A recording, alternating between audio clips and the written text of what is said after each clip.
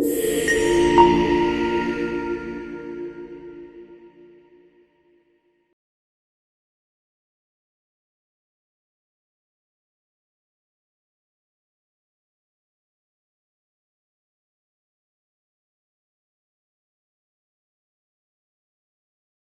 like to take you on an adventure. I'd like to take you on my road less traveled. In 2012, I found myself in Tajikistan, riding my bicycle on the Pamir Highway. Now, this road did not get its name because it's a four-lane fast autobahn, quite the opposite. You see me here cycling on between 4 and 5,000 meters. So not exactly a highway. It's not even paved, doesn't have road signs. If I saw one car a day, that was a lot. The mountains that you see around me are part of the Pamir mountain range, which are connected to the west side of the Himalayas. You might be wondering how I ended up here. So when I grew up, I think I led a normal life. I was a normal child. Although my dad told me later that I was quite adventurous as a kid and curious, which became obvious when I graduated after high school and all my friends went to university, and I chose to go to the army. After a few years, they found jobs, and I went back to university to study and become a PE teacher. I taught for a few years in the Dutch public school system, and after a while, that sense of adventure came back. I was wondering if there was more, or if I was going to teach there for the rest of my life. I was at a crossroads, and I really felt that I had to change something, take a detour, or do something to break it up a little bit. My partner at the time, luckily, shared this sense of adventure. And as we were both Dutch, land of the bicycles, quite sporty people, we decided that traveling on a bicycle would be just the thing for us. So what we did, we both quit our jobs, sold most of our belongings, and we joked to our friends that we were going to bike to Sydney. Well, you can imagine their responses. My mom's eyes widened with fear. My dad almost had steam coming out of his ears, telling me, "Monique, why are you throwing away such a good and stable job for the unknown?" Well, even though my parents did not approve, I'm proud to tell you that later they became our biggest fans. So what we did, in 2012, March 2012, we left the Netherlands on our bicycles. We cycled through 27 countries, cycled around 35,000 kilometers, and fixed only 16 flat tires. We made it overland all the way to Singapore with only our bicycles as transport. And then we flew to Australia, to Darwin in the north. And we spent a few more months in Australia before arriving in September 2013 in Sydney. Now, I'm here to share the life lessons that I've learned on this adventure. I'm not going to tell you that you need to bike around the world to learn these lessons, but I do hope that you find, in whatever way possible, your own roads less traveled. I hope that I can tell you also that the world is a beautiful place and that you meet amazing cultures and people along the way. I do inspire you to find your own roads less traveled. But what do you think is the hardest part of an adventure like this? Anyone? It is the start. Starting is the hardest part. That first step, planning for the unknown, leaving, and saying it out loud to friends and family was definitely the hardest part of this whole adventure. But I can tell you that if you do make the start, you're already 50% there. I remember the day that we left. We cycled out of the street, left my sobbing parents behind, and for the first 2 hours on the bike, we were quiet. We were contemplating if we made the right or wrong decision. After a while, a cyclist came from the opposite direction and saw us fully packed on our bicycles and asked us, "Where are you going?" And we said as loud and convinced as we could at that moment, "We're going to Sydney." Well, I'm not sure what this guy was thinking. But if you believe in your own dreams and you can get started, you are halfway there. Trust me. Now, along the way, you make loads of connections. You connect to yourself, you connect to the people that you meet, and you connect to the world around you. The great thing about a bicycle is that your senses are fully on. You smell everything, nice flowers, great cooking along the way, dead animals, air pollution. You hear everything. Like, I never cycle with headphones in. This has a few reasons. I like to connect. I like to hear what's going on around me. It's a safety reason as well. You see everything. Before I left, my neighbor told me, enjoy the view. Now, he did not mean go to all the touristy viewpoints and watch the view, but you see so much on a bicycle because you go fast enough to cover ground, but slow enough to actually see it. You feel everything. Sometimes you feel tired, sometimes you're full of energy, sometimes it's cold, sometimes it's hot, and there's really no hiding from it. I've never felt more alive than during this adventure. Cycling also means that you connect to yourself. As you can imagine, you make the same motion for 6-7 hours a day. It's kind of meditating. At some point, I wasn't really thinking about all the things that I usually think about, all the to-do lists in my head, what's happening tomorrow, who am I meeting next. I just had a song in my head at some point, and I've never felt more at peace with myself than on this trip. Of course, you connect to many other cultures and people. For example, in Turkmenistan, we had a 5-day transit visa and we had to cover 500 kilometers. So it was a fast one. But along the way, we met beautiful people who seemed to have all the time in the world for us. In Uzbekistan, we followed the Silk Road and passed through ancient cities of Bukhara and Samarkand. In Tajikistan, with its stunning landscapes and people living on high altitude all year round. Kyrgyzstan, land of the horses. What you see here is their national sport. It's called buzkashi. It's 2 teams on horseback, and they try to score points by throwing a dead goat in a bucket. Or Kazakhstan, sparsely populated country. I knew nothing about these countries before we got here, and I was absolutely fascinated by the way people live, in connection with nature, in connection with each other. And as we were camping 80% of this trip, we felt very connected too, to nature. Sometimes we woke up in an igloo and had to unfreeze our water in the morning. In Cambodia, we had to be creative, as we learned that Cambodia is still full of landmines, and you cannot just wander around in the forest and put your tent everywhere. So sometimes we used these huts that farmers used during the day to work on their fields. We camped a few times in police stations, not because we were in trouble, but because the police thought that this was the safest option. We met people from all walks of life. And for example, these nomadic people in Turkey who invited us for tea when they saw us passing by. Now, no matter if they're rich or poor or old or young, they all have a story to tell. So it is really important that you keep your senses open. Alongside, you should keep an open mind. People are more than flags, languages, and newspaper headlines. If you open up to new cultures, you'll find amazing things. When we left, we told our family that we were going to bike through Iran. Now, my aunt's first response was, that is so dangerous. And she was not talking about today's war. This was 13 years ago. Unfortunately, even back then, Iran never had a very positive image in the Western world.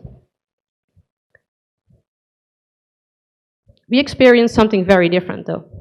This is our first night in Iran. After crossing the border, we sat down in a park, kind of sussing it out a little bit, looking around us, soaking up the new country. And within a few minutes, the lady in the leopard print shirt in the middle walked over to us, started asking us so many questions. Where are you from? What are you doing here? Where are you going? What's your name? Blah, blah, blah. Before we could answer, she invited us to her house, and she wanted us to meet her family. So we did. We had a great night full of stories, and we were welcomed to Iran with open arms.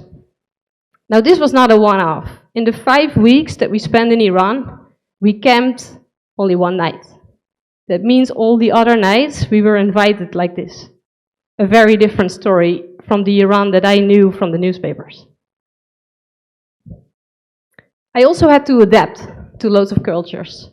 I had to wear a headscarf in Iran and loose-fitting clothes.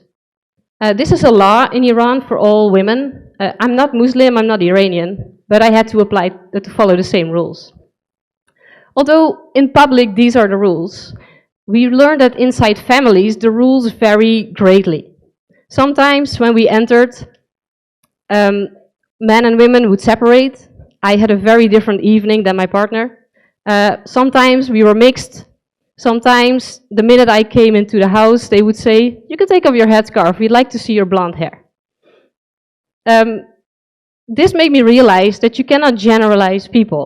Even though they're from the same country and follow the same culture, they have very different rules inside their houses as well.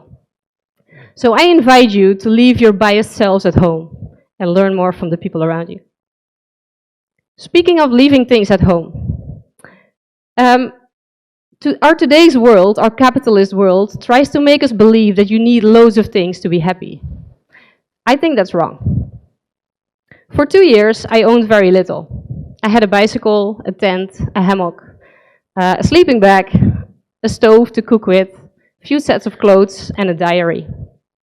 You learn very quickly on a bicycle that you don't need so much because you need to carry everything yourself. But when you own less, you worry less. And the great thing about the bicycle is that if you don't like the way you're going, you can pick it up, turn 180 degrees, and go in a different direction. To me, this is total freedom. That would be very difficult with a house full of stuff. I also learned that the experiences are more valuable than the stuff, because your stuff loses value, it breaks, goes out of fashion. Still today, I own very little. I still question myself if I think I need something new. I keep it in my head for a week, and if it's gone after that week, I don't buy it because it was probably not very important. It's better for the environment too. So I challenge you, do you really need that latest iPhone? Or that 5th pair of jeans that's probably going to stay in your closet for the rest of the year? It does require a bit of willpower and perseverance to get to this mindset. Which brings me to my next lesson, perseverance. Your mind and body are so much stronger than you think you are. We had loads of perseverance tests on this adventure, of course, but a big one was when we were in the Himalayas. We were on high altitude all the time. I was cold, our stove broke, so we had to cook on open fires. The zips of our tents were broken, so we stitched them back together, except for one, to get in and out. It seemed like we were on a never-ending uphill, and the Tibet Plateau is around 5,000 meters in altitude.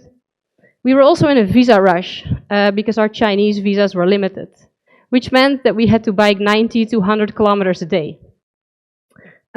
There was a big language barrier, sometimes communicating was hard. But when you pass through all these difficulties or challenges, you realize that hard times do pass. And a hard time is always standing next to a great time. You build resilience, and the word cannot doesn't exist anymore.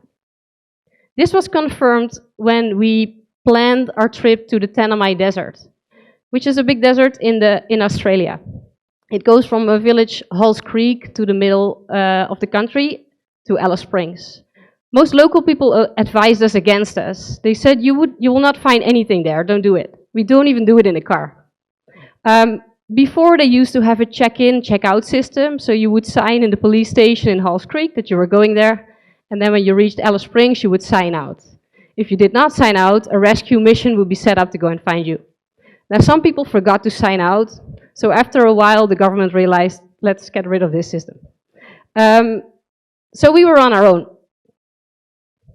For 2 weeks, we planned to be cycling in 40 degrees. It was the dry season, and we realized that we needed more space in our bags for food and for water. So we gave away a lot of our rain and winter gear so that we have more space to carry all this water.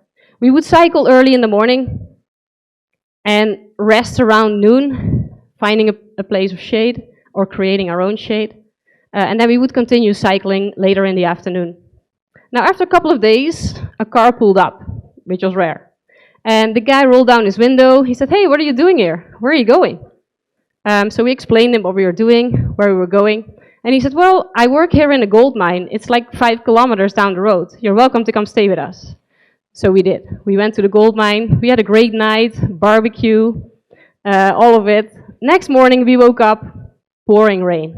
Not a little bit of rain, a lot of rain. The desert turned into a mud pool. We waited for a day, and then we decided, let's go anyway. So we left in the rain, And like I said, we gave away our rain gear. So I biked for another week in a plastic bag to keep myself dry and warm. There was constantly mud between the brakes and the mud racks, so I often had to get off my bike and push it. Maybe that's why Australians call it a push bike. It was a big challenge.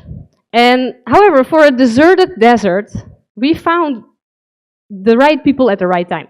We found Aboriginal communities who are masters in finding water. One of these rainy days, a car pulled up next to us. A doctor was driving. She rolled down the window, almost threw her house key out of the door, and said, "You come stay in my house. It's in the next village. It's the white one on the left. Just be dry for the night. When you leave, just leave the key in the door. They know who I am." And so we did. When these unexpected things happen, and you manage yourself through these things, and you see the bright sides next to the dark sides, it's a very powerful feeling. You know that they will pass, and you know that you can pass through it. Still today, when I face hard days, I think back on those days on a bicycle. And I tell myself, Monique, you bike through the Himalayas. Surely you can survive this part of your life. Which brings me to my last lesson. The journey versus the finish. It is the journey that matters. Although the finish, it's cool. We did it. We made it to Sydney. We were proud, of course, but we were also a little bit sad.